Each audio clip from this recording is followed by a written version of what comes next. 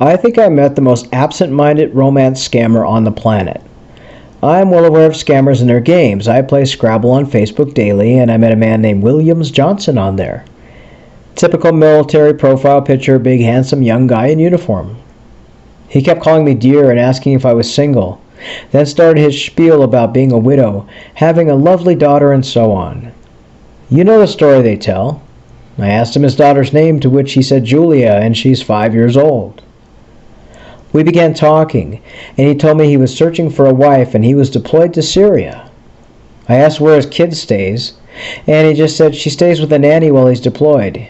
He talked for ages about his likes, dislikes, cinema, yeah, that's a real American saying, not, and his food choices, which he said he loved fish and rice. Again, real American hero. He then asked me about my love life, if I was single. I made up some stuff to tell him, knowing full well he was fake. I then, after some time, asked him about his daughter, and he told me her name was Grace and she was 8 years old. Ah, gotcha. I asked him when his daughter's name changed, as she was Julia, aged 5, about 10 minutes ago. He then said he hit the wrong keys on his keyboard, and being in the war zone, he's very stressed. I told him, well, he's playing Scrabble just fine. They use cheat codes to play online. And he's not too stressed to spell the word avocado, but can't remember his kid's name and age. That's alarming. He then told me to stop being a wicked woman, and I told him to stop being a scammer, and I blocked him and left the game. These scammers are crawling on game sites, especially on Facebook. Be alert to what they say. It's all the same story. Story 2. I met a fake online, and I knew he was fake. The profile photo was a Turkish doctor. I've seen his pictures used many times online. It was the most popular photo used in recent memory. He said his name was George Goyes, and he was an orthopedic doctor, widow, one kid, working for the UN. Typical scammer dating format. He stated he was looking for an old friend when he saw my profile photo and just had to talk to me, of course. I played along. I don't know what possessed me, but I ended up chatting to him for a few weeks. Never friending him, but kept the chat going.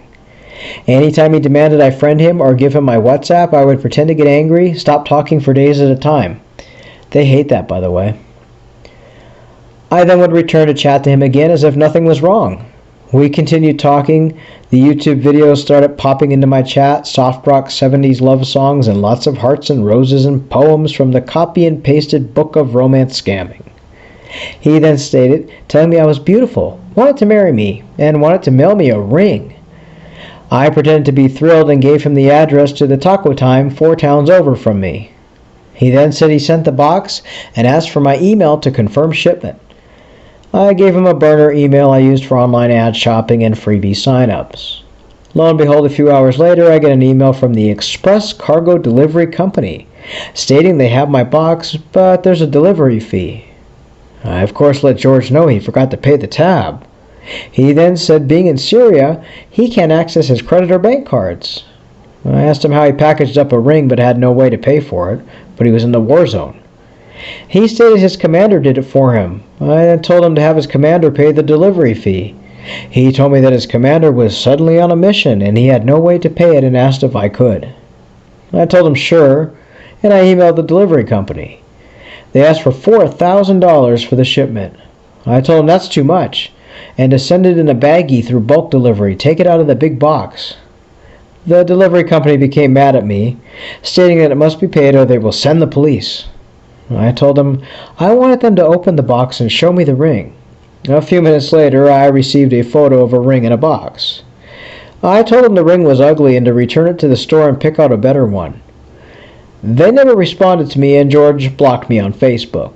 So much for my imaginary proposal, and I'm out an imaginary ring.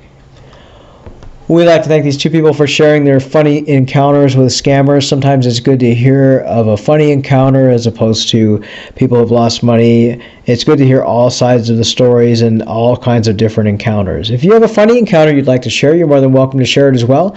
You can find us on Facebook under Scamming Scammers Action, or drop us an email, scammingscammers@gmail.com.